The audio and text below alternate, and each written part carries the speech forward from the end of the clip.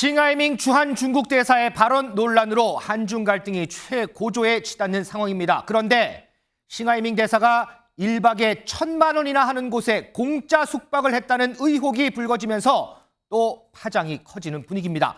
이 부분부터 좀 짚어보겠습니다. 자, 김진희 변호사, 여기 좀 사진 좀 띄워주실래요? 자, 싱하이밍 대사가 머물렀다는 곳이 이제 울릉도에 있는 그 숙박 시설이에요. 근데 여기에 이제 1박에 1,000만 원이나 한다는 곳인데 여기가 보니까 시설도 그렇고 서비스도 어마어마하다면서요, 이게? 네, 그렇습니다. 말 그대로 정말 이제 초호화 숙박시설이다 이렇게 말해도 이제 과언이 전혀 아닙니다. 네. 이제 이곳에 대해서 간단히 말씀드리면 지금 이제 신 대사가 머물렀다는 그곳은 이제 아내와 함께 무료로 숙박을 한 의혹이 있는 곳인데요. 네. 이제 중국에 진출한 이제 기업이 울릉도에서 하고 있는 곳인데 이제 2인이 연박을 해야 되는 게 이제 필수라고 합니다. 근데 이제 1박이 최소 얼마냐면 1박에 1,000만 원이라고 합니다. 그러다 보니까 이제 굉장히 그 비용적으로도 고액이라고 할 수 있는데요. 1박에 1,000만 원이요? 네네. 참. 그래서 이제 뭐 2인이 이제 뭐 숙박을 하게 될 경우에 이제 그리고 이제 뭐 2박을 잔다고 하면 2,000만 원 정도라고 그렇죠. 하니까 뭐 한 번 여행 갔다 오면 굉장히 많은 돈이 이제 드는 그런 숙박업소라고 할 수가 있습니다. 네. 근데 이제 뭐 보도에 따르면 이런 비용에는 뭐 식사 비용 등이 모두 포함된 것이다라고 이제 얘기를 하는데 네. 일단 서비스 면에서 보면 이제 뭐 식사 같은 경우에는 뭐 한식이나 양식, 중식 이런 거 중에서 취향에 따라서 또 따로 준비를 해준다고 하고요. 그다음에 또 이제 예약 문의가 들어오면 고객의 이제 건강이나 체질 이런 것들까지 다 분석을 해서 그거에 맞춤 서비스를 제공을 하고 있다고 하고 그다음에 또 의전용 승합차로 고객을 집에서부터 원하는 곳까지 데려다 준다. 이런 서비스까지 모두 포함이 되어 있기 때문에 사실상 뭐 비용 면에서도 시설 면에서도 그렇고 서비스 면에서도 굉장히 최고급이 아니라 할 수 없습니다. 야, 저는 우리나라에 이런 데가 있는지는 진짜 오늘 처음 알았습니다.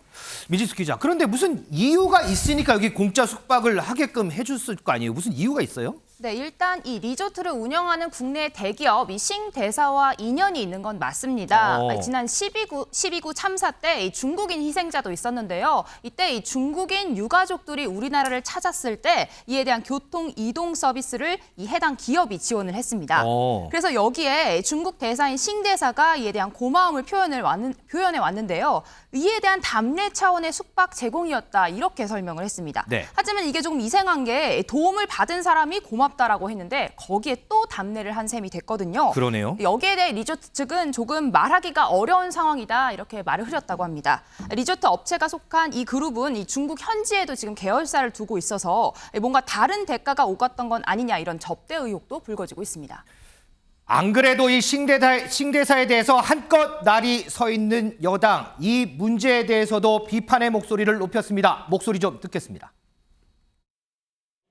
민주당은 중국이라면 쩔쩔매는 그런 DNA가 분명히 있습니다. 총리님, 문재인 정권 당시에 시진핑 주석이 방한한 적이 있습니까? 없는 것으로 알고 있습니다. 본 의원은 이번에 PNG를 지정해서 싱하이밍 대상을 추방해야 된다고 생각합니다. 총리는 어떻게 생각하세요?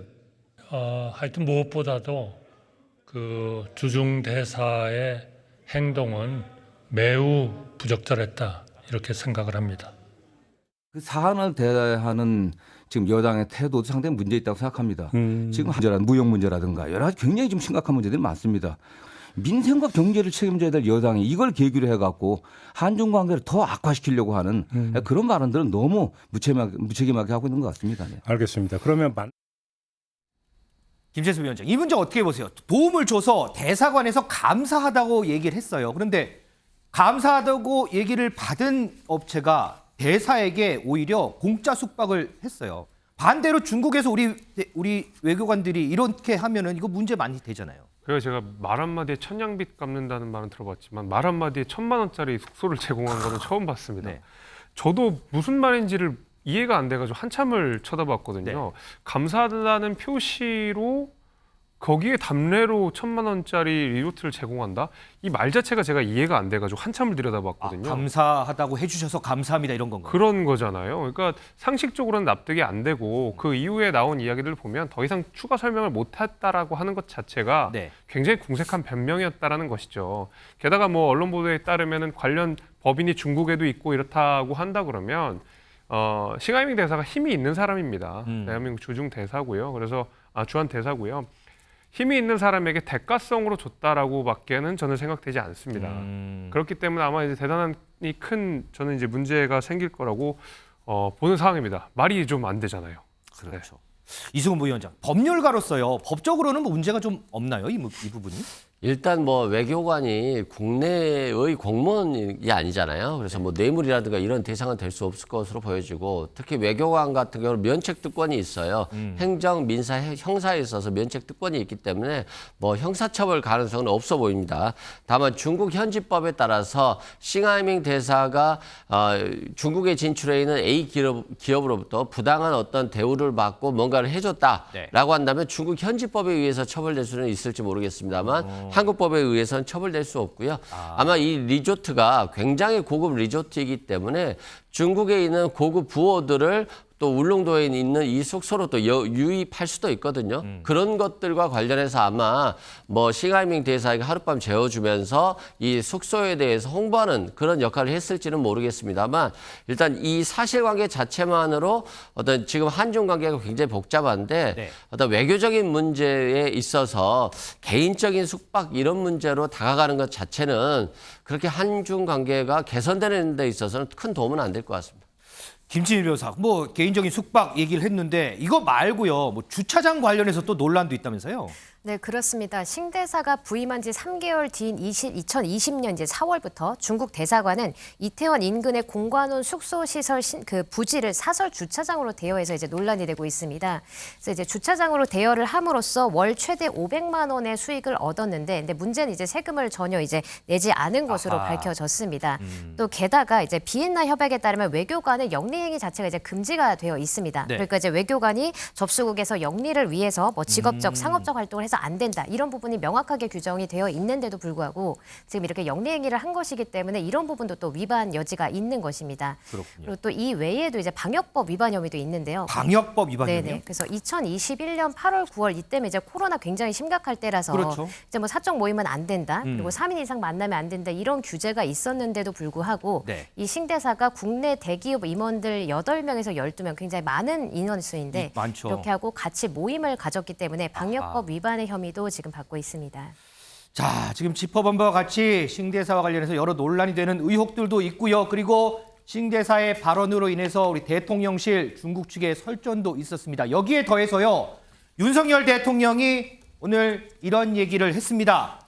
싱하이밍 대사 상호 존중 태도가 있는지 의심스럽다. 부적절한 처신에 우리 국민이 불쾌해하고 있다. 이렇게 직접적으로 얘기를 했습니다. 김재수 위원장.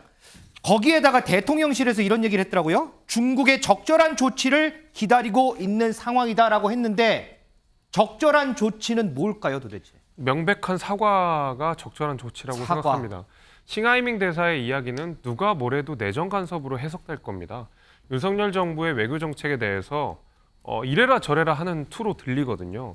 그렇기 때문에 여기에 대해서는 대한민국 정부 입장에서는 명확하게 좀 지적을 할 필요가 있고 중국 역시도 만약에 한국과의 어떤 관계 개선을 위해서라면 적절한 사과의 메시지가 저는 분명하게 나와야 된다고 생각합니다. 지금 이제 야당이 지적하는 것처럼 왜 이렇게 한중 관계를 악화하냐고 지적을 하고 있는데 문제의 발단은 여당이 아니라 싱하이밍 대사의 저 발언 자체입니다.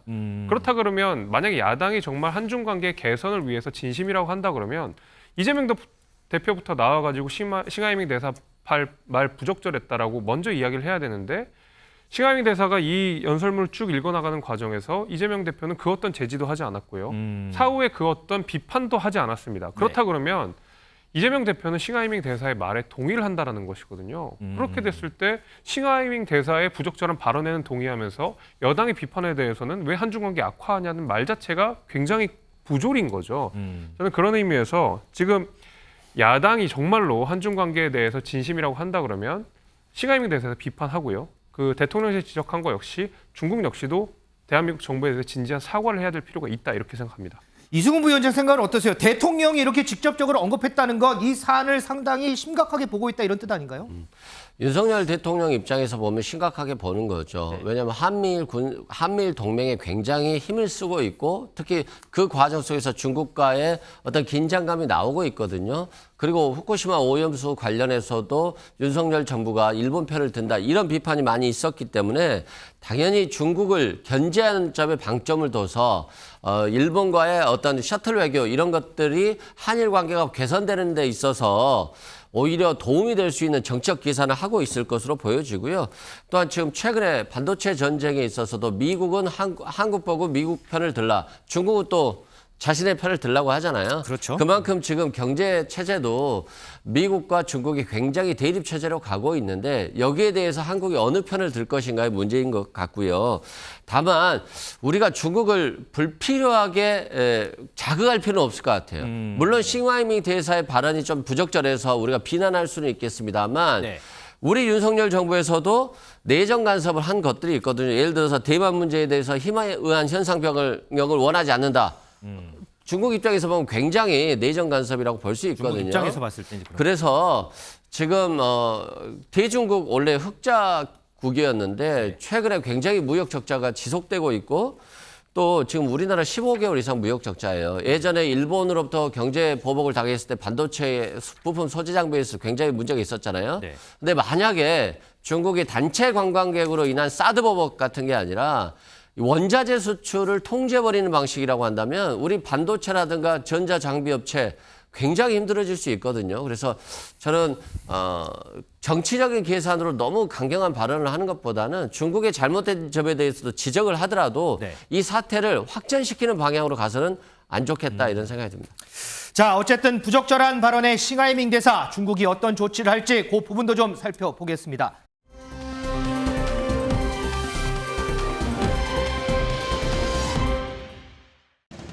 윤관석, 이성만 의원은 돈 봉투를 만들지도 주고받지도 않았다고 주장합니다만 범죄 생중계 같은 녹음 파일들이 있는 사건들이고 저는 돈 봉투를 주자고 권유하거나 지시한 사실이 없습니다. 과연 임 씨를 구속할 만한 사유가 되는 것입니까? 국회의원 이성만석 체포동의안은 부결되었음을 선포합니다. 동료 의원님들의 현명한 결정에 감사드립니다. 정치 검찰의 짜맞추기 수사는 부당하다는 것이 입증되었습니다. 앞으로도 당당하게 맞서 싸워가면서 제가 결백함을 분명히 증명시켜 나가도록 하겠습니다. 자, 어제 있었던 윤관석, 이성만 의원에 대한 체포 동의안 표결, 당초에는 가결이 되지 않겠느냐라는 예상이 있었습니다만 결과는 결국 부결이었습니다. 요 전후 사정 한번 좀 살펴보겠습니다. 민지숙 기자. 네. 일단 표결 직전 분위기 좀 살펴볼게요. 두 의원 일찍부터 본회의장 앞에서 의원들에게 읍소했다고 하더라고요. 그렇습니다. 두 의원 어제 오전 민주당 의총장 앞에서 찍힌 사진들이 있습니다. 네. 먼저 윤관석 의원이요, 이 박광원 원내대표 또 송갑석 최고위원 등과 이 손을 맞잡고 찍힌 사진인데요. 아하. 이 사진을 보시면 허리를 90도로 숙여서 잘 부탁드린다 이렇게 읍소하는 모습을 확인할 수 있습니다. 이 표결장에 들어가서도 이 두 의원은 이 주변에 있는 동료 선후배 의원들에게 밝게 인사하면서 거듭 결백을 호소했다 이렇게 전해졌습니다. 자, 김진일 변호사, 이 두 의원의 읍소 거의 뭐 어제뿐만 아니고 한 달간 지속된 거 아닌가요, 이거? 네, 그렇습니다. 말씀하신 대로 이제 지속적으로 본인들이 이제 결백하다라고 이제 주장을 해 왔습니다. 그래서 이성만 의원 같은 경우에는 민주당 이제 동료 의원들한테 본인은 결백하다. 그리고 검찰의 어떤 기획 수사다. 그리고 이제 만약에 재판에 가면 내가 이긴다라고 하면서 체포동의안 이제 부결을 계속해서 이제 호소를 했습니다. 네.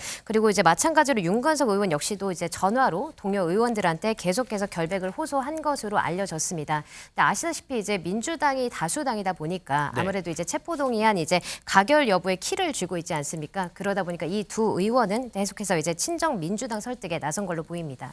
자, 과연 그 호소가 통한 건지 글쎄요, 그 부분은 좀 궁금해지는데 어제 표결 직전 분위기를 가장 잘 보여주는 사진이 있습니다. 아까 그 사진 좀 보여주실래요?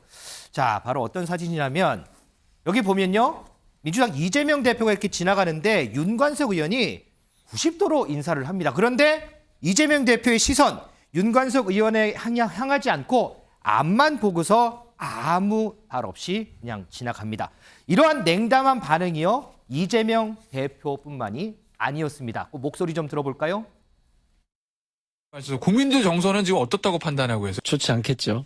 찬성표가 많이 나올 수도 있다?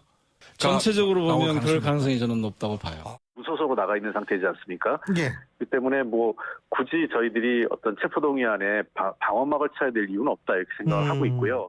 저는 뭐 동봉투를 전대에서 돌렸다.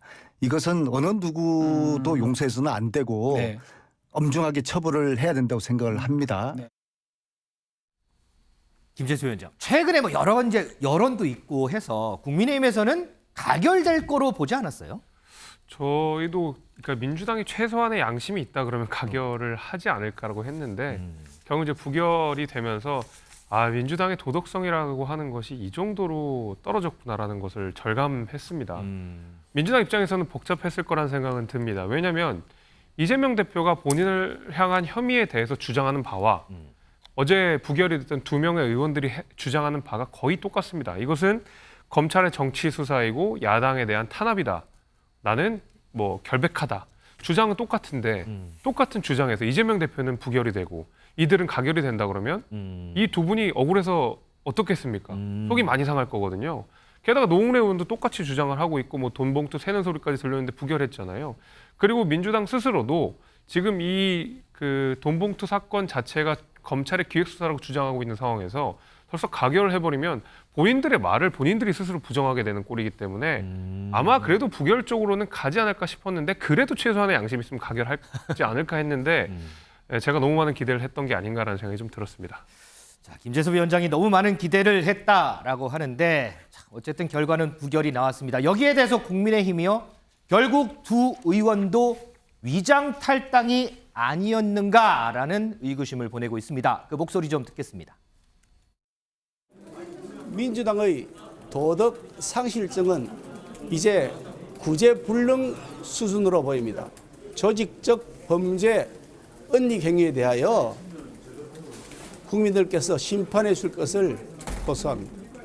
윤관석, 이성만 의원에게 결국 감옥과도 같은 방탄조끼를 입혀주며 법망을 피해갈 수 있는 길을 열어주었습니다. 역시나 두 의원은 몸만 떠났을 뿐 민주당에게는 여전히 함께인 위장 탈당이었던 것입니다. 이승훈 부위원장, 위장 탈당이라는 비판도 나오고요. 김기현 대표는 민주당의 도덕 상실증은 구제불능 수준이다 이렇게 엄청나게 비판을 했는데 혹시 부결 이후에 당 내에서 분위기 뭐 들려오는 얘기는 좀 없을까요? 당연히 뭐 비판적 시각은 있고요. 그럼에도 불구하고 한동훈 장관이 너무 공격적이고 너무 야당 수사에만 치중하고 또한 20명의 국회의원들 아직 수사도 받지 않았습니다만 그 사람들이 피의자인 것처럼 이렇게 지칭해서 20명의 국회의원들이 캐스팅 보트 역할이 돼서 체포동의안을 기각시킨다. 이런 취지의 주장을 하다 보니까 좀 뭐 견제 의식이 좀 심해졌던 것 같고요. 네. 다만 국민의 우려나 걱정에 대해서는 민주당 내부에서도 굉장히 우려감이 있어요. 좀 혁신위원장 임명한다라고 하는데 지금 이 상황을 혁신으로 풀어갈 수 있겠느냐에 대한 굉장한 우려가 있다는 말씀드리고요.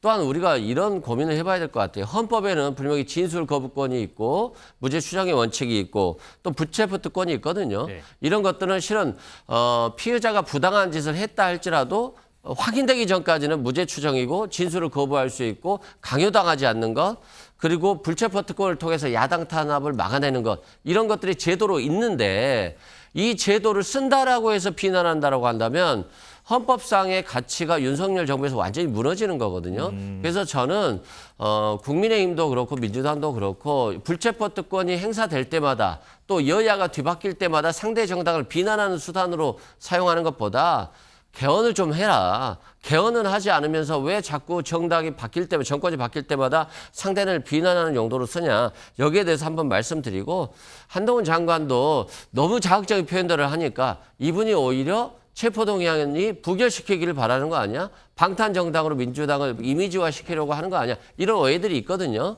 그런 측면에서 법무부 장관은 좀 중립성과 독립성을 더 갖춰줬으면 좋겠다. 그런 말씀 드립니다. 김진희 변호사, 지금 이승훈 부위원장이 국민의 우려와 걱정이라는 표현을 했어요. 김진희 변호사는 여도 아니고 좌도 아니고 딱 중간적인 입장이잖아요. 중간적인 입장에 봤을 때, 일반 국민이 봤을 때 어제 부결을 어떻게 좀 평가를 하시겠어요? 일단은 이제 뭐 제가 뭐 어느 정치색이 있는 건 아니지만 네. 근데 이제 예를 들어서 뭔가 잘못을 했다고 하면 본인 식구든 아니든 그것에 대해서 이제 정당하게 법적 판단을 받게 하는 게 오히려 이제 본인 당을 위해서도 이제 좋을 것이라는 게 이제 제 개인적인 견해입니다. 그렇기 때문에 예를 들어서 뭔가 좀 문제가 있다라고 하면 오히려 예를 들어서 본인 당을 생각을 한다 하더라도 이제 그것에 대해서 조금 더 법적인 어떤 판단을 정확히 받아서 만약에 억울한 부분이 있으면 그걸 해소를 하고 네. 그렇게 이제 진행을 하는 것이 더 옳다고 보였기 때문에 개인적으로 봤을 때는 조금 아쉬운 면이 있었습니다. 자, 개인적으로 좀 보면 아쉬운 면이 있었다는 딱 중간적인 입장에서 한 김진희 변호사의 의견 들어봤습니다. 어제 체포 동의안 표결 관련 이 과정에서요. 또 눈에 띄는 한 사람이 있었습니다. 자, 누군지 요거는 민지숙 기자의 뉴플리에서 한번 풀어보도록 하겠습니다. 함께 보시죠.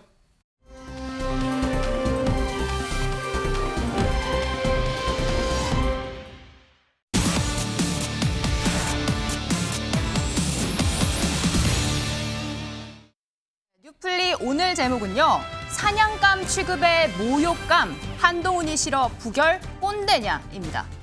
어제 이성만 윤관석 의원 이 체포동의안 표결 결과를 놓고서 여러 가지 해석이 나오고 있습니다. 먼저 민주당 내에서도 이 방탄 정당 이미지 쇄신하기 위해서 가결 분위기가 있었지만 이 최근 검찰의 돈봉투 과잉 수사에 대한 공감대가 있었다라고 합니다. 특히 민주당 의원 29명에 대한 이 동선 압수수색이 결정적인 도화선이 되었다라는 이야기입니다.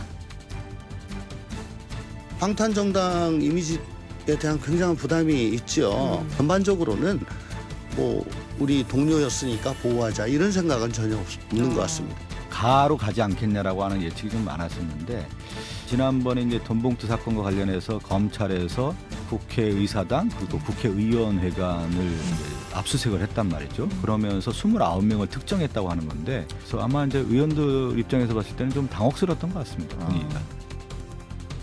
네, 이런 민주당 의원들을 불편하게 만들었다는 검찰의 수사, 이 돈봉투뿐 아니라 이 최근 한동훈 장관 개인정보 유출 의혹 수사도 포함이 된 것 같은데요. 최강욱 의원의 설명을 들어봐도 그렇고 사실은 한동훈 장관의 개인정보가 털렸다는 이유 하나만으로 들어온 것 아닙니까? 국회 사무처가 압수수색 당했다는 건 전 아직까지도 굉장히 좀 충격인데요. 만약에 한동훈의 개인정보가 아니라 고민정의 개인정보가 털렸다면 이런 일까지 벌어졌을까? 네, 민주당의 기승전 한동훈. 당장 어제 부결, 이 국회에 나온 한동훈 장관의 이 발언 때문이라는 이야기도 나왔는데요. 그 돈 봉투를 받은 것으로 지목되는 약 20명의 민주당 국회의원들이 여기 계시고 표결에도 참여하시게 됩니다. 최근 체포 동의안들의 표결 결과를 보면 그 약 20명의 표는 표결의 결과를 좌우하는 캐스팅 보트가 될 것으로 보입니다. 돈 봉투 돌린 혐의를 받는 사람들의 체포 여부를 돈 봉투 받은 혐의를 받는 사람들이 결정하는 것은 공정하죠. 공정해 보이지도 않습니다. 그건 다분히 어떻게 보면 팬덤을 바라보는 정치인 같은 혹은 뭐 유튜버 같은 뭐 그런 느낌까지 들었단 말이에요. 그러니까 그때 뭐 고성이 나오고 막 그랬죠. 네, 결국 두 의원의 체포 동의안, 이 이재명 대표 때보다도 더 많은 반대표가 나왔습니다. 민주당 대변인 이런 결과에 영화 속 명대사를 연상시키는 이런 발언을 했습니다. 제가 어제 한동훈 장관의 정치적 발언에 대해서 여러 민주당 의원들이 모욕감을 느꼈다. 라는 얘기를 브리핑을 했더니 예상대로 참지 못하시고 딱 그거에 대해서 반박하는 그런 멘트를 하셨는데요. 그런 분위기를 의도적으로 자극한 게 만들어낸 게 장관이 아닌가 싶습니다. 말해봐요. 저한테 왜 그랬어요? 넌 나에게 모욕감을 줬어. 그런 거 말고 진짜 이유를 말해보시라는 말씀드립니다. 네, 민주당 의원들 사이에서 이 한동훈 장관의 의도적인 도발이었다. 그리고 거기에 민주당 의원들이 말 그대로 말려든 것이다. 이런 이야기가 나왔습니다. 여기에 한동훈 장관, 민주당 의원들을 사냥감으로 보고 있다라는 말까지 나왔는데요. 검찰이 마치 국회를 사냥터로 의원을 사냥감으로 여기고 있는 것 같다. 우리도 언제 사냥감이 될지 모른다. 평소에 민주당만 겨냥하고 있다는 생각, 그런 피해의식에다가 검사장 출신, 또 사냥터, 사냥감 이런 것들이 쫙 깔린 상태에서 불을 확 당긴 거라고 봅니다. 네, 자신의 발언에 모욕감을 느껴 체포동의안 부결됐다는 이야기에 한동훈 장관, 민주당 나 없으면 어쩌려고 이러냐. 이 정작 모욕감은 국민들이 느꼈을 것이다. 이렇게 꼬집었습니다.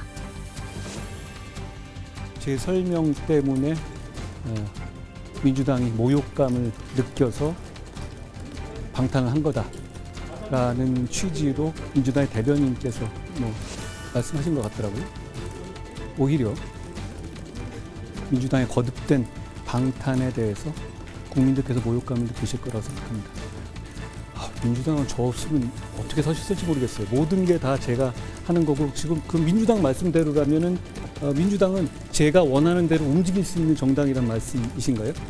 저를 너무 과대평가하시는 것 같습니다. 네, 한동훈 장관 자신의 말을 듣고 욱하고 기분이 나빠서 범죄를 옹호했다라는 이야기. 이 공당이에게는 참 구차한 변명이다 이렇게 덧붙였는데요. 정말 한 장관의 도발에 넘어간 것인지 소신 투표를 한 건지 영원히 알 수 없겠지만요. 이 방탄 비판에 장관을 공격하는 태도, 여야 할 것 없이 제1야당답지 못했다라는 지적이 나왔습니다. 민주당 의원들이 좀 특히 운동권 출신들이 꼰대가 된 것 같아요, 완전히. 왜냐하면 어쨌든 국민들 눈높이에서 이 판단을 해야 되는데 한동훈 장관에 대한 사적 감정으로 판단을 하더라고요. 그렇죠. 한동훈이 미우니까 나는 부결시켜야겠다. 아니, 한동훈이 어떻게 발언하든 간에 국회의원들이면 국민들 입장에서 생각을 하고 특히 불체포 특권에 대해서는 국민들 반감이 굉장히 큽니다. 니들이 뭔데. 그러면 특권을 폐지하는 쪽으로 생각을 하고 표결을 해야지. 그걸 한동훈 미우니까 나는 한동훈이 이야기하는 거 반대하는 방향을 찍을래. 이게 딱 꼰대 마인드죠. 근데 뭐 140. 네, 앞서 이 대통령실에서도 국민들은 다 지켜봤을 것이다 이런 발언을 했습니다. 한 장관도 국민이 모욕감 느낄 것이다 이렇게 이야기했는데요. 이승훈 부위원장님, 이 고민정책위원 오늘 한 얘기로는 이 한동훈 장관의 가벼운 발언이 이 대통령에게 오히려 부담이 될 것이다 이런 얘기를 했는데 어떻게 들으셨습니까? 뭐 대통령이 부담이 될 수도 있고 도움이 될 수도 있죠. 결국에는 국민들이 판단하는 몫인데 민주당에 지금 문제들이 많이 나오고 있기 때문에 결과적으로 지금 민주당이 국민의 눈높이에 못 맞추는 거죠. 그런데 다르게 생각해 보면 국민의 눈높이가 만들어질 수가 있어요. 여당에 대한 수사는 하지 않고 대통령과 대통령 부인 또는 그 친인척에 대한 수사는 하지 않고 야당 수사만 해요. 그러니까 여기에 대해서 국민들이 비판을 하고 중립적이지 못하다 했더니 이제 방송을 장악해가지고 야당 수사와 야당에 대한 문제점만 방송에 나온다고 생각해 보고 싶죠. 그러면 국민들은 야당만 잘못했다고 생각할 거예요. 그러면 국회의원들도 다 그냥 체포동의안 다 통과시켜줘야 되고 검찰이 원하는 방향대로 여당이 원하는 방향대로 다 해줘서 국민의 눈높이에 맞춰야 되는데 이런 것들이 결과적으로 보면 굉장히 왜곡된 결과를 초래할 수 있거든요. 오히려 여당은 잘못한 게 많이 있어도 수사를 하지 않고 핸드폰을 뺏기지 않고 압수수색이 되지 않고 그러니까 여당은 굉장히 깨끗한 정당이고 야당은 항상 핸드폰 뺏기고 압수수색 당하고 죄 많은 정당이 되는 거예요. 네. 이런 오해나 착시 효과를 불러일으킬 수 있기 때문에 법무장관은 야당에 대한 수사도 철저히 해야 되지만 여당이나 여당 관련자에 대한 수사도 철저히 해야 되는데 여당 관련자들에 대한 수사나 대통령실 관련자들에 대한 수사는 하고 있는지 뭐가 하고 있는지도 잘 모르겠어요. 그냥 무혐의 됐다는 소식만 계속해서 전달이 들어와요. 네. 그러니까 국민들 입장에서 보면 이걸 넘겨버릴 수도 있는데 이런 부분에 있어서 한동훈 장관을 민주당이 경계했다라고 보시면 될 것 같습니다. 네, 그런데 김재선 위원장님, 어제 한동훈 장관이 국회에 나와서 이정근 녹취록 통합 파일에 담긴 발언들 또 돈봉투 받은 의원 20명이 앉아있다 이런 발언 구체적으로 했거든요. 이게 오히려 좀 반감을 사서 부결로 이어졌다 이런 해석 어떻게 보십니까? 대한민국의 국회의원에 대한 체포동의안 찬성 여부를 결정하는 국회 본회의장에서 그 사실을 제대로 설명하지 않으면 그야말로 저는 그게 직무유기라고 생각합니다. 충분하게 설명을 드리고 왜 이 체포동의안이 가결이 돼야 되는지를 잘 설명해야 되는 것은 법무부 장관으로서의 소명입니다. 그런데 이것이 구체적이고 그에 대해서 모욕감을 얻었기 때문에 부결시켰다. 이것은 실제로 이성만 의원, 윤관석 의원이 가지고 있는 혐의와는 전혀 무관한 내용들이거든요. 민주당 의원들이 상식적인 사고 판단을 한다 그러면 한동훈 장관의 어떤 말에 모욕감을 느낄 것이 아니라 한동훈 장관이 했던 이야기에 대해서 사실 여부를 따져가지고 체포동의안 가결 여부를 결정해야 되는데 네. 한동훈 장관의 말이 공격적이었기 때문에 부결을 한다? 이것은 글쎄요. 저는 국회의원들이 이런 식으로 감정적으로 체포동의안 여부를 결정해도 되는가라는 생각이 들 정도로 저는 좀 납득하기 좀 어렵고 그렇기 때문에 한동훈 장관이 이런 사실들을 구체적으로 적시했기 때문에 기분이 나빠서 부결시켰다. 이거 아마 국민들께서 납득하지 못할 거라고 생각합니다. 네, 그럼에도 불구하고 김진희 변호사님, 지금 결과적으로 민주당 방탄 정당이란 논란 피할 수 없게 됐습니다. 21대 국회 체포동의안 표결 결과 좀 설명 부탁드립니다. 네, 일단 몇 가지 사례를 좀 말씀을 드리면 일단 이제 특가법상 뇌물 혐의를 받고 있던 정찬민 국민의힘 의원에 대한 그 체포동의안 같은 경우에는 가결이 됐습니다. 네. 근데 또 그게 아니라 이제 노웅래 더불어민주당 이제 불법 정치자금 수수 혐의를 받던 이 노웅래 의원에 대한 그것은 이제 또 부결이 됐고요. 그다음에 또 마찬가지로 대장동 개발 특혜 의혹을 받고 있던 더불어민주당의 이재명 의원에 대해서는 또 다시 이제 부결이 됐습니다. 근데 이제 또 반면에 그 불법 정치자금 수수 혐의를 받고 있던 하영재 국민의힘 의원에 대한 어떤 체포동의안은 이제 가결이 됐죠. 근데 이제 또 아까 말씀드린 것처럼 윤관석하고 이성만 지금은 네. 이제 무소속입니다만 이제 네. 민주당 당시에 있었던 전당대 돈봉투 의혹과 관련해서는 또다시 이번에 부결이 된 겁니다. 그러다 보니까 이제 우연인지는 모르겠지만 부결된 사례들을 보면 이제 다 민주당인 상황이거든요. 그렇기 때문에 민주당에 대해서만 이렇게 좀 방탄이 아닌가 이런 의혹이 제기되고 있습니다. 네, 하지만 이 민주당은 소속 의원들에 대한 검찰 수사에 대해서 이 모든 게 한동훈 장관 탓이다 매번 이야기를 하고 있습니다. 한동훈 장관 자신은 그런 일 하라고 시킨 적이 없다 이렇게 맞받아쳤는데요. 영상으로 보고 오시죠. 누구도 돈 봉투 주고받고 녹음하라고 시키지 않았습니다. 민주당의 말씀은 원래는 제대로 하려고 했는데 제 말도 있고 욱하고 기분 나빠서 그것도 범죄를 옹호했다는 얘기인데요. 공당이 하기에는 참 구차한 변명이라고 국민들께서 생각하실 것 같습니다. 네, 이승훈 부위원장님, 앞서 이 김남국 의원 코인 사태 때도 김남국 의원 정치 수사다 이렇게 했을 때 한동훈 장관 김치코인 내가 사라고 한 적 없다 이렇게 이야기했거든요. 어제 발언 또 어떻게 들으셨습니까? 틀린 말 아니죠. 맞는 말인데요. 너무 법무장관이 감정적으로 대응하기 때문에 마치 법무장관이 아니라 국민의힘의 대변인 같다 이런 얘기를 하는 것이고요. 체포동의안이 통과됐다고 해서 법원의 심사를 회피할 수 있는 방법은 없어요. 불구속 수사를 통해서 재판을 받고 처벌되고 유무죄가 가려지는 것이기 때문에 체포동의안 통과가 유무죄를 가리는 것은 아니다 이런 말씀을 드리고요. 한동훈 장관은 법무장관이지 특수부 검사가 아니에요. 너무 유죄 확증 편향적으로 하면 결과적으로 헌법상 기본 가치가 무너진다고 보시면 될 것 같고요. 우리가 절도를 했을 때 CCTV에 다 적혀 있다라고 해서 유죄가 되는 건 아니거든요. 그렇듯이 좀 한동훈 장관이 법무장관으로서 좀 여유를 가지셨으면 좋겠습니다.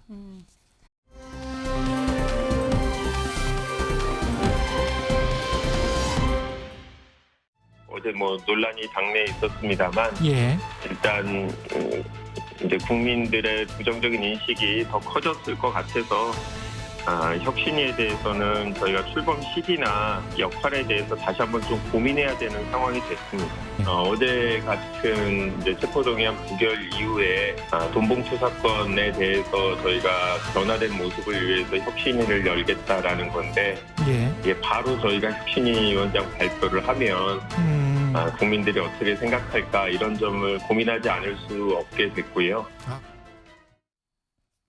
자, 이어서 민주당 관련해서 얘기를 해보겠습니다. 어제 체포동의안 부결 이후에 자, 과연 민주당의 혁신의 의지가 있느냐라는 물음표가 붙습니다. 요 이슈에 대해서 좀 얘기해 보겠습니다. 김재수 위원장, 민주당이 혁신위원회를 만들겠다라고 하는 이유가 여러 가지가 있는데 그중에 하나가 돈봉투 사건이 들어가요. 그런데 그 돈봉투 사건에 대해서 이제 부결이 됐단 말이죠. 자, 그러면 과연 민주당에서는 혁신의 의지가 있느냐? 앞서 제가 이제 앵커 멘트로 했듯이 거기에 물음표가 지금 붙어요. 그 이재명 대표가 혁신의 의지가 있었다 그러면 애초에 이래경 씨가 혁신위원장으로 임명될 당시에 조금이라도 꼼꼼하게 챙겨서 그의 발언이나 그의 생각들을 살펴봤었겠죠. 저는 혁신위원장 자체에 큰 의미를 두지 않았기 때문에, 그리고 혁신위원회 자체에 큰 의미를 두지 않았기 때문에 어딘가 제3자가 추천한 인사를 딱히 큰 검증도 없이 혁신위원장으로 임명했다고 생각합니다.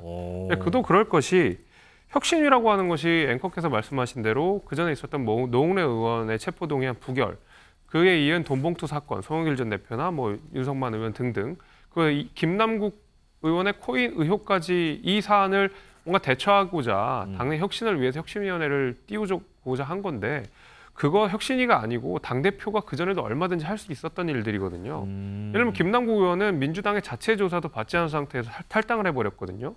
만약에 탈당을 해서 자체 조사에 임하지 못한다 그러면 이재명 대표가, 그리고 김남국 의원의 최소한의 책임감이 있었다 그러면, 내가 당대표로 있는 한 김남국 당신은 자체 조사에 임하지 않았기 때문에 복당 안 시켜줄 겁니다. 이런 말이라도 최소한 냈었어야 되는데 그 어떤 정치적 책임도 지지 않은 상황에서 유야무야 사건을 넘기고 결국 혁신위원회라고 하는 카드를 꺼낸 것이거든요. 그러다 보니까 저는 이재명 대표가 혁신이 그렇게 크게 진심이 아니구라는 생각이 좀 들었고, 그래서 저는 혁신위원장이 누가 될지는 모르겠습니다만은 과연 여기에 힘이 실릴까? 그 이재명 대표를 비롯한 지도부를 질타하는 방식으로, 이재명 체제를 질타하는 방식으로 혁신위가 이끌고 나가야 되는데, 과연 이재명 대표가 본인을 향한 칼날을 과연 이런 방식으로 그냥 용인을 할까? 저는 거기에 대해서 대단히 회의적입니다. 이승훈 부위원장, 지금 김재섭 위원장이 이재명 대표가 혁신위에 대해서 진심이 아니었다라고 했는데 진짜 진심 아니었나요? 뭐 그런 비난을 할 수 있을 것 같고요. 이재명 대표가 지금 굉장히 중요한 시기예요. 이번에 한번 민주당을 혁신하겠다라고 해서 위원장을 뽑았는데 결과적으로는 정말 폭망한 인사였거든요. 그래서 이재명 대표가 굉장히 무거운 책임감을 가지고 지금 새로운 혁신위원장을 뽑기 위해서 지금 준비 중에 있다, 이런 말씀드리고, 또한 지금 민주당의 혁신을 굉장히 많이 바라는데 무엇을 혁신할 것인가에 대해서 방점이 좀 없다는 측면이 있고, 그러면 혁신위에 전권을 위임할 것인가에 대한 또 방점이 있어요. 근데 이 부분이 좀 애매모호하게 혁신위원회가 나온다라고 한다면 향후 친명과 비명 간의 다툼이 굉장히 많아질 수 있거든요. 또한 공천제도 문제와 관련해서 최근에 특별당규에 관련해서 전당원 투표가 있었어요. 그러면 공천제도와 관련해서는 혁신위가 아무것도 할 수 없는 건지, 또는 이것도 할 수 있는 건지, 그리고 불체포 특권에 대해서도 혁신위가 자신의 의견을 정확히 낼 수 있는 건지 등에 대해서 혁신위에게 민주당의 지도부가 또는 민주당이 무엇을 줄 것인가에 대한 고민이 좀 필요하다. 근데 혁신위원장 뽑아놓고 당신들 알아서 해라고 한다면 아무것도 혁신이 안 될 수 있거든요.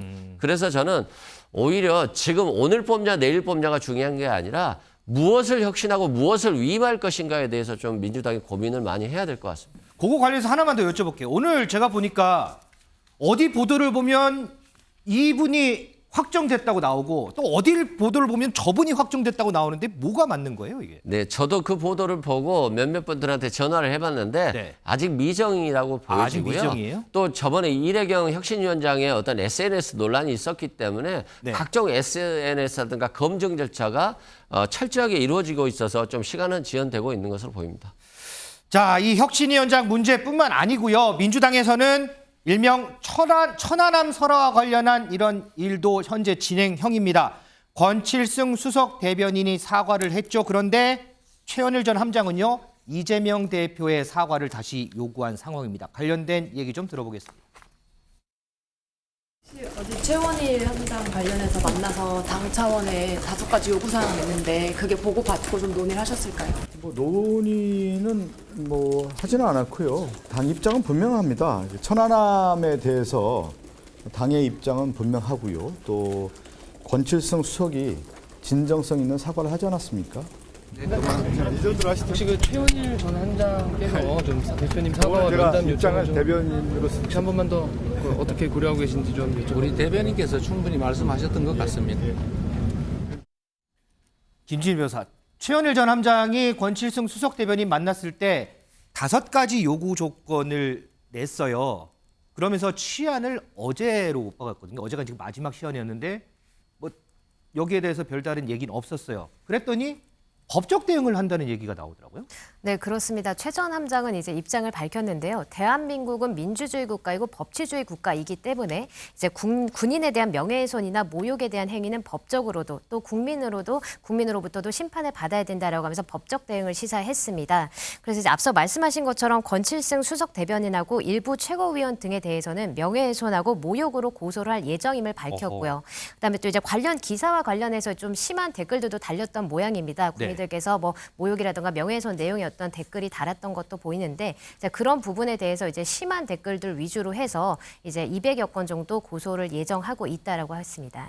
김재수 위원장, 어제가 이제 천일 전 함장이 얘기했던 그 여러 가지 요구 조건에 대한 답변의 시한이 이제 어제였는데 별 얘기가 없었어요. 그렇다면 민주당에서는 지난번에 권칠승 수석 대변인이 사과를 했으니까 그걸로 마무리됐다라고 그렇게 생각을 하는 걸까요? 그런 것 같습니다. 그러니까 천안함 생존 장병들이 하는 얘기가 이런 겁니다. 사과를 구걸해야 되느냐 이런 얘기를 지금 하고 있는 거거든요. 그렇지 않고서는 민주당이 사과를 하거나 진정한 어떤 천안함 피격 사건에 대한 진정한 목소리를 안 내고 있다는 것이 지금 그 장병들의 이야기인 겁니다. 당연히 뭐 최 함장 역시도 마찬가지인 거고요. 이재명 대표가 뭐 대변인이 이야기했다 이렇게 굉장히 원론적인 이야기를 했지만 천안 피격 사건에 관련된 민주당 의원들의 발언이 대단히 부적절했고 이는 북한의 소행이다 말하는 거 어려운 거 아니지 않습니까? 본인 스스로도 잘 알고 있지 않습니까? 네. 시원하게 말씀해 주시면 되고 실제로 이 생존 장병들이 피해를 받고 굉장히 지금 가슴에 상처를 많이 받은 상황인데 얼마든지 사과해도 되는 거거든요. 물론 이재명 대표를 지지하시는 분들 중에는 여전히 이게 북한 소행이라고 믿지 않는 분들도 있겠지만 일부는 그런 분들이 있겠지만 그런 분들 보고 정치할 겁니까? 애초에 왜곡된 사상과 생각을 가지고 있는 분들 보고 정치하시면 안 되죠. 그러면 절대 다수의 국민들은 지금 이 천안함 피격 사건과 관련된 민주당의 발언이 명백하게 잘못됐다는 걸 아는데 왜 뚜렷하게 사과하지 못한다는 거죠. 저는 그게 이제 이해되지 않는 부분입니다. 자, 이런 가운데요. 윤석열 대통령이 오늘 국무회의에서 한 발언이 상당히 눈길을 끌고 있습니다. 어떤 발언인지 좀 보고 오겠습니다. 자유대한민국은 자신을 던져 나라와 국민을 지켜낸 영웅들의 피 묻은 군복 위에 서 있습니다. 제복 입은 영웅들의 희생과 헌신 위에 서 있는 것입니다. 영웅들의 희생과 헌신을 왜곡하고 폄훼하는 일이 있어서는 안 됩니다. 이러한 행위는 대한민국 국가 정체성을 부정하는 반국가 행위입니다. 이승훈 부위원장, 오늘 윤석열 대통령 이 발언에 대해서 해석들이 많이 붙어요. 우리 이승훈 부위원장은 어떻게 좀 해석을 하세요? 아마 이제 민주당이 천안함 폭침과 관련해서 이런 것들을 폄훼하는 거 아니야. 뭐 이런 것들에 대한 비판적인 얘기일 가능성이 높아 보이는데요. 민주당과 과거 문재인 정부의 입장은 명확해요. 북한의 폭침이었다라고 하는 것이고요. 이번에 권칠승 수석 대변인이 아마도 이 경계에 실패한 거 아니야, 함장은 책임져야 되는 거 아니야, 이런 것들은 조금 과한 발언이고 여기에 대해서는 사과를 충분히 했습니다. 근데 이제 이것과 관련해서 계속적으로 어떤 문제를 삼는 것들은 오히려 좀 정치적으로 천안함을 이용하려는 거 아니야, 이런 또 비판이 제기될 수 있다라고 생각이 되고요. 네. 우리가 천안함이 북한의 의한 폭침이 아니라 자발적인 폭음이었다, 이렇게 한다는 것은 명예훼손이 되고 모욕이라고 생각합니다. 네. 여기에 대해서 명확하게 비판적 시각을 민주당은 가지고 있다고 보여지고요. 다만 모든 국민에게 경계도 좀 실패한 거 아니야? 조금 느슨했던 거 아니야? 이런 비판적 시각은 가질 수 있거든요. 근데 이걸 가지고 모두에게 똑같은 말을 하라, 이렇게까지는 할 수 없는 거예요. 그래서 어느 정도 다양한 의견은 존중하되 명확한 부분, 예를 들어서 정부에서 천안함 폭침, 북한 의한 폭침이라고는 명확히 했기 때문에 이 부분에 있어서는 전혀 이견이 있을 수 없다, 이렇게 말씀드립니다. 알겠습니다.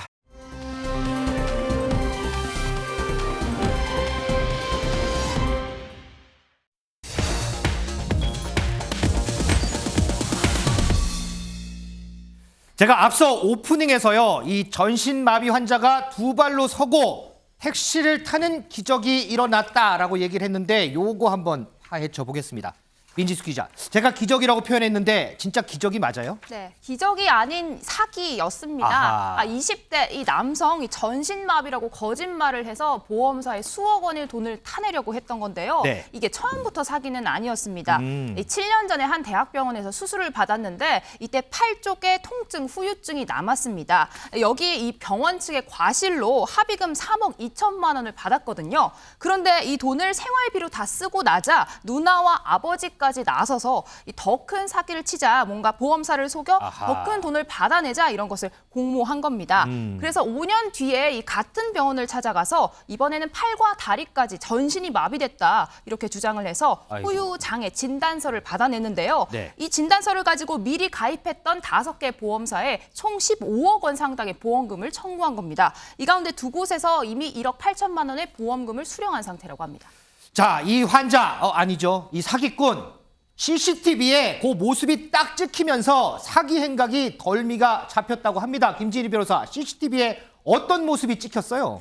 네, 그 대전경찰청이 이제 유튜브에 공개한 영상에 굉장히 구체적인 어떤 모습들이 담겨 있습니다. 네. 그래서 A 씨가 이제 거동이 불편한 것처럼 휠체어를 타고 병원에 가서 이제 진료를 받고 나올 때만 해도 휠체어를 타고 이제 가족들의 도움을 받습니다. 근데 이제 택시를 타려고 하는 순간에는 갑자기 휠체어에서 일어나서 정상 보행을 하면서 택시를 이제 탑승을 했고요. 저 지금 나오는 모습은 이제 가족의 도움을 받아서 휠체어 타고 이제 가는 모습이죠? 그렇죠. 여기만 보면 이제 좀 굉장히 불편한 사람 같지만 이렇게 했던 사람이 택시 탈 때는 그냥 서서 이제 내려서 일반인처럼 탔다는 겁니다. 그리고 그 이후에는 또 이제 집 밖으로 가족들의 아무의 부축도 없이 걸어 나와서 잠깐만요. 지금 더 모습인 보시면- 거죠, 지금? 네네. 지금 딱 보시면- 일어서서 지금 택시 타는 거. 네, 이게 전혀 뭐 보행에 문제 있는 사람으로는 보이지 않잖아요. 그래서 이런 모습이 이제 찍혔던 것이고 또 이 외에도 이제 집 밖으로 그냥 혼자 걸어 나와서 지금 보시는 것처럼 아이고. 그냥 분리수거를 그냥 멀쩡하게 하는 모습. 이게 아까 그 택시 타신 그분이에요? 네네, 같은 사람입니다. 그리고 오. 이 사람이 그냥 아무의 부축, 아무런 도움도 없이 그냥 딱 보면 너무 멀쩡한 사람이잖아요. 네. 이렇게 해서 그냥 계단도 그냥 아무의 도움 없이 아이고. 걸어 올라가고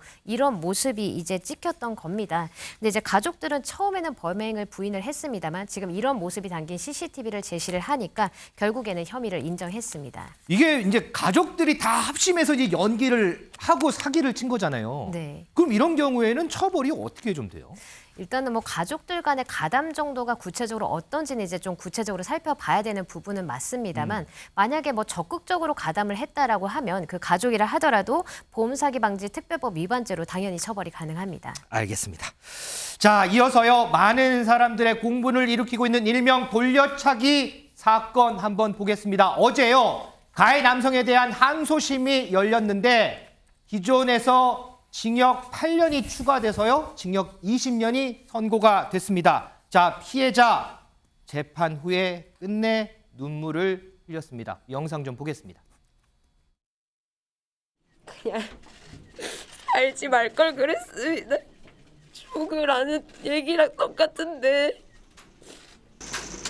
출소하는 그 사람 50인데 저랑 나이 4살밖에 차이 안 나는데 저렇게 대놓고 보복하겠다는 사람을 아무도 안 지켜주면 저는 어떻게 살라는 거를 왜 죄 한 번도 안 저지른 사람한테 이렇게 힘든 일을 만들게 하는 건지 나는 아무 잘못도 안 했는데 나가서 피해자를 찾아가서 죽여버리겠다, 더 때려주겠다. 저한테 2주 동안 그렇게 하루도 빠짐없이 얘기를 했고요. 피고인은 여전히 반성을 하지 않았고 오늘 선고일까지도 태도를 미뤄봤을 때는 본인이 한 일을 진심으로 반성을 하고 있는지 아직도 의문입니다. 김진우 변호사, 이게 당초에 검찰은 35년형 구형을 했잖아요. 그런데 항소심 재판부는 20년형을 선고했어요. 저 개인적으로 드는 생각은 너무 이게 간극이 크거든요. 이런 경우가 좀 실제 좀 종종 있는 일인가요? 어떤가요?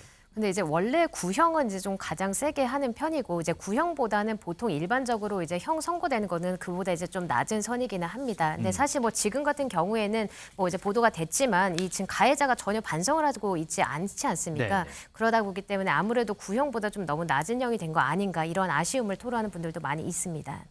자, 그런데 오늘요, 이 피해자 SNS를 통해서요, 이 가해 남성이 항소심 재판부에 제출한 반성문 일부가 좀 공개됐습니다. 여기를 보면요.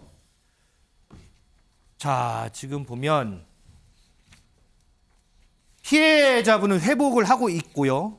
뭐 솔직히 얘기해서 진단서, 소견서, 탄원서 하나로 피해자이기 때문에 다 들어줄 수밖에 없는 거 아니겠습니까? 검찰 역시도 좀 그런 거 아닙니까? 저 살인 미수 형량 12년 너무합니다. 뭐 이렇게 반성문을 올렸는데 이승훈 변호사, 이게 반성문인가요, 이거?